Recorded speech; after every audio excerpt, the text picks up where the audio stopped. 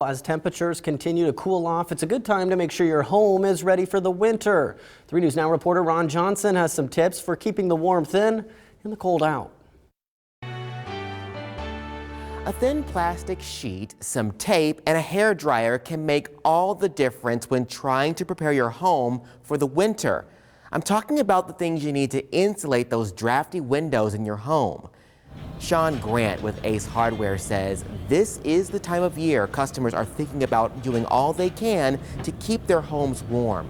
He says the sooner you think about insulating your home, the better. And they're probably one of the best ways to kind of save some of that energy in the winter, just by sealing up those windows, especially in rooms you don't use. They come off real easy in the spring. They're easy to put up. You just need a hairdryer and everything else is in the kit. Another way to keep your home warm is using a space heater, and Grant says he wants to make sure people are using them safely. That means making sure they're far enough away from objects that can catch fire and that they're plugged into the wall. Using an extension cord, Grant says, is always a bad idea. Whatever you do, don't plug it into a power strip or an extension cord because it draws too much and it'll melt that cord, it'll melt that power strip, and then you've got a whole world of problems. Now back to those windows. Grant says you don't want to wait too long to insulate them.